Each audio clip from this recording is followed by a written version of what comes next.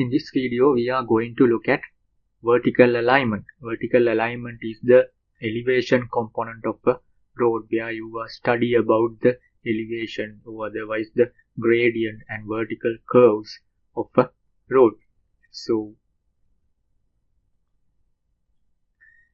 in vertical alignment, we have two elements. The straight section, that means the tangent section. Straight means the gradient section, and the vertical curve. We have crest curves and sag curves. So a curve like this would be called as a crest curve. So all these are crest curves, and this kind of curves are called sag curves. So in terms of the gradient of the vertical alignment, so up to 3% of gradient you will be traveling without much problem. When traveling without much problem, we especially mean the design vehicle. That should be usually it is a heavy vehicle such as a truck. So in vertical alignment, we call it about 3% gradient. The heavy vehicles are not suffering when it is traveling. So when the gradients up to 6%, there may be not much of a problem, but when you have gradients higher than 10%, there may be they may be finding hard to travel on those roads. So if you can remember, where we travel from Kurunagal to Kandy, around Galagedara we have a very sharp gradient area. So the steep slope in the roads are present. So you can usually see these heavy vehicles, trucks are traveling slow in this area. So that is what happens when you have high gradients in roads. So the general maximum gradients according to RDA design guidelines are given in this table. So they are given in terms of the class of the road. So you have A class, B class, C and D, C, D and E. So this F means the flat terrain. A flat terrain means a terrain kind of level area. The topography of the area is a level. So R means the rolling terrain. In that terrain you have the level condition as well as some gradients, so some mountainous conditions. And if you call it, when we come to a mountainous terrain, for M you have a mountain road, so you have high gradients at frequent intervals. So for A class road, if it is a flat terrain, you can use up to 4% of gradient for vertical alignment design. For rolling terrain, you can go up to 6%, and for mountainous terrain, you can go up to 8%. So when the level of the road coming lower, like B, C, D and E, you can go up to a higher gradient of the road. So then we talked about the minimum gradient, because you have a maximum gradient, so you cannot have a level ground without 0% gradient. So you cannot have a flat road because it is not good for drainage. So water coming onto the road, it will not pass through on the longitudinal section of the road. On the cross section side of the road, the water on the road would be passed through the super elevation, but if you consider about the longitudinal distance, it won't be draining off, because if you have a level ground as the road. So in that case, we are using 0.3% gradient in urban areas and 0.5% gradient in rural areas. But in some flat areas, you can use flat roads for smaller lengths without adhering to this 0.3%. You can use small lengths of flat gradient, that means 0% gradient. So then we will be looking at something called critical length of gradient. So when you have a gradient road, so like here you have a gradient road, so if this gradient is too much, that means the length of this gradient is too much, heavy vehicles is experiencing very hard travel. So it will hard for the heavy vehicles to travel in this area. So because of that, we are specifying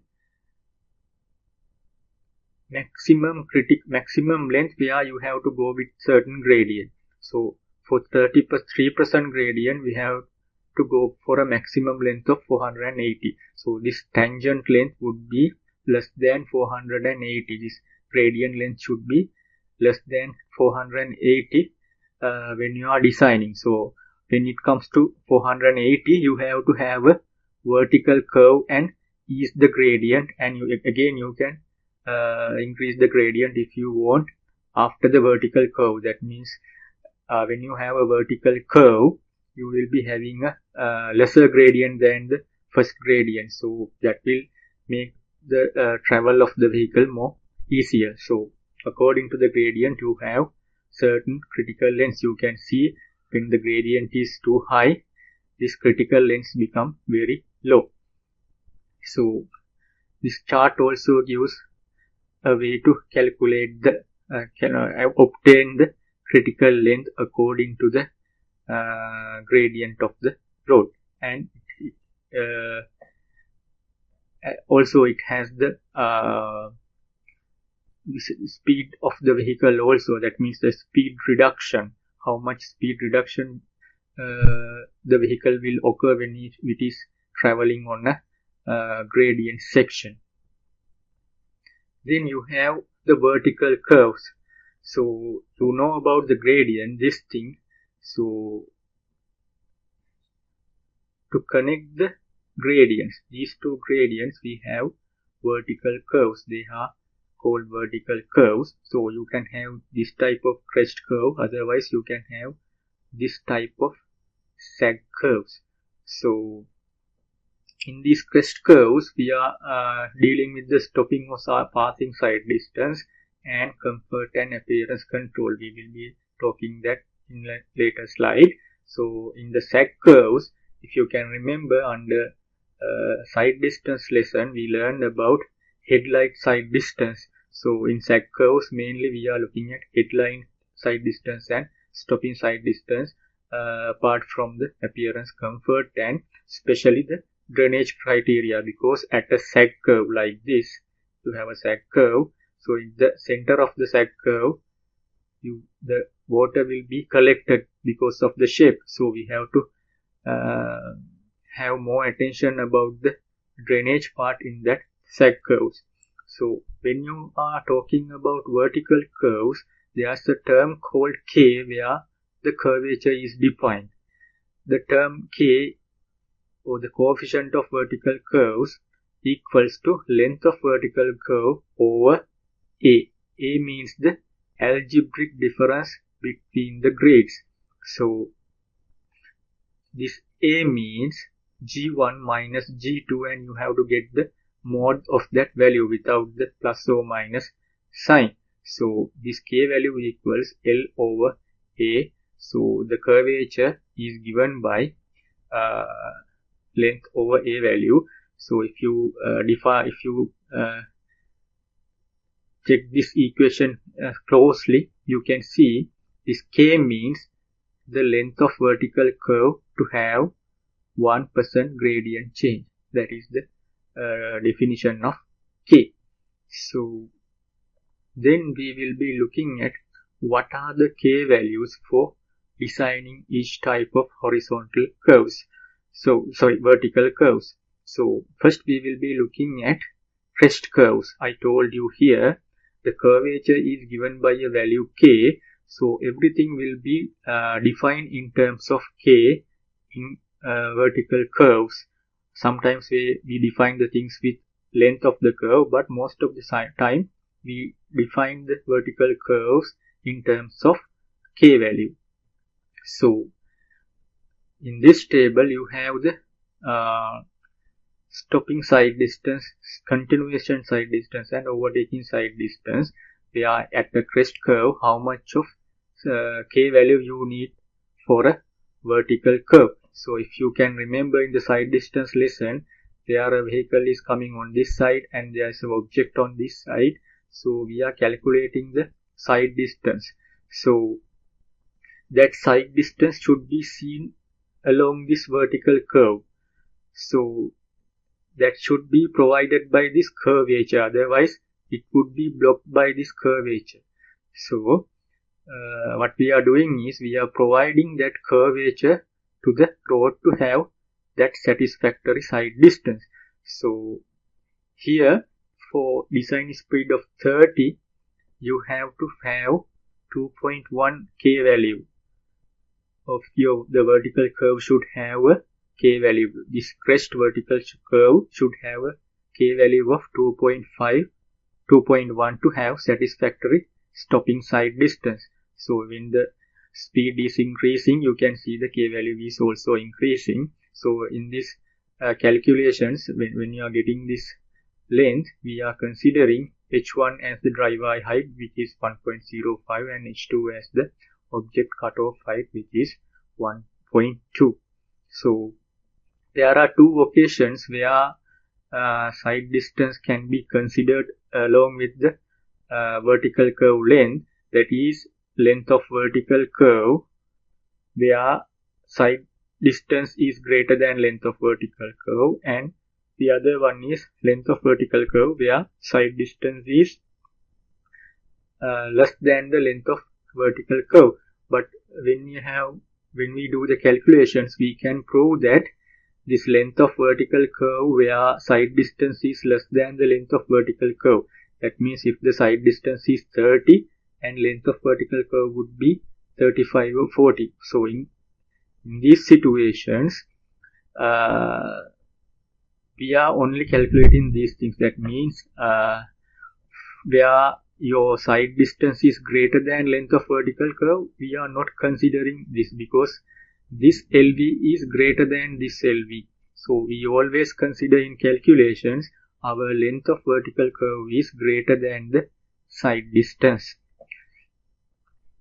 Then you have the crest curve criteria for appearance. So appearance criteria, we are considering a curve length instead of a k value.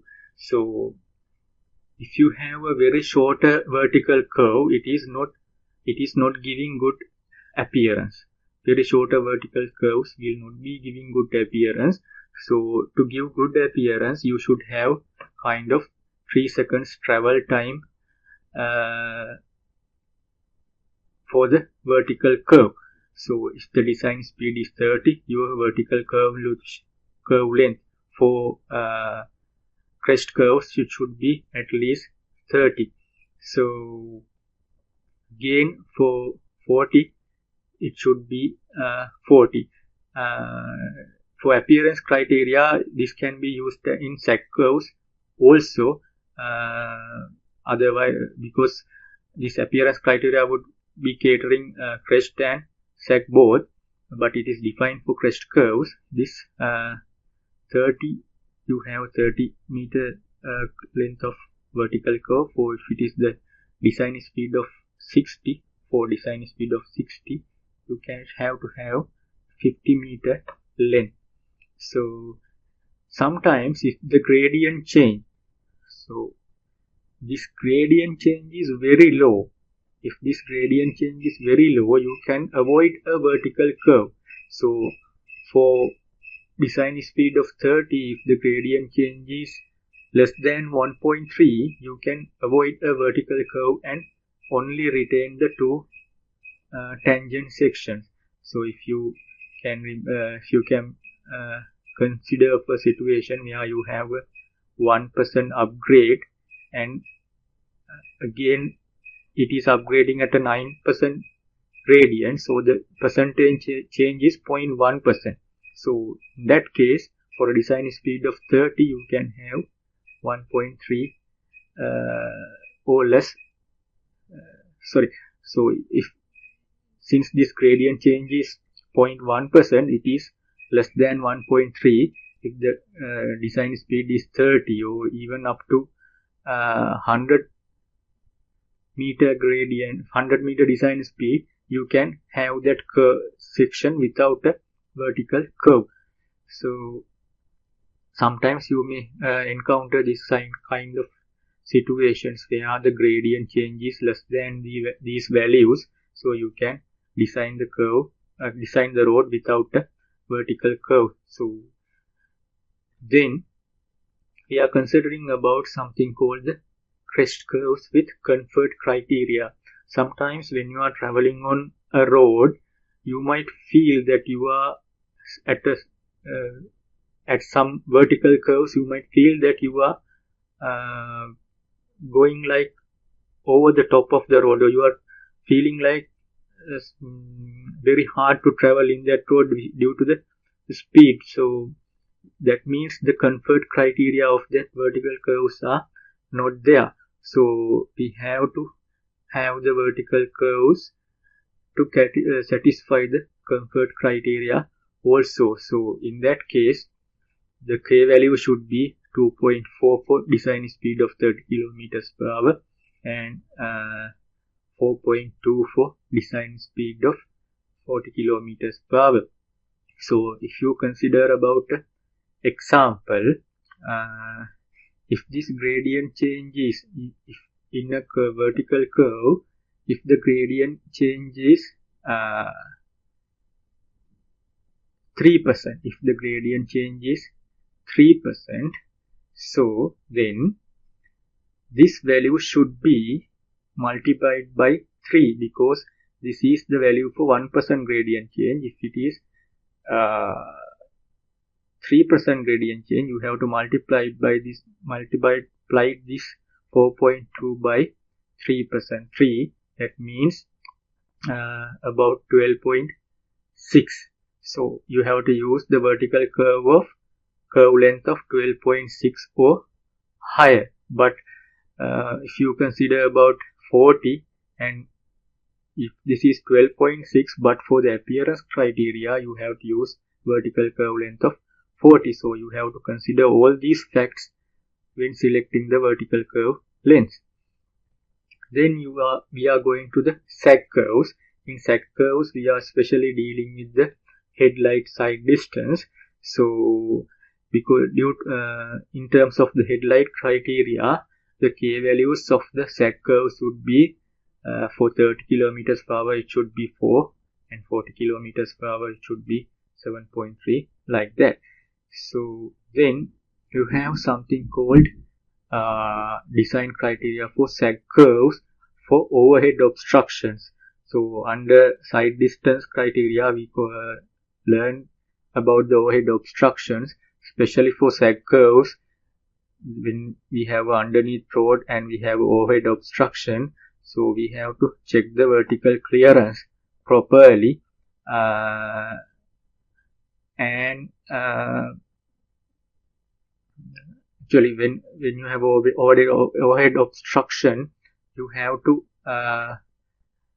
make sure this obstruction will not obstruct the sight line when the vehicles are coming at the top of the road. So this can be calculated using this equation, this length of vertical curve, to satisfy this criteria, so that this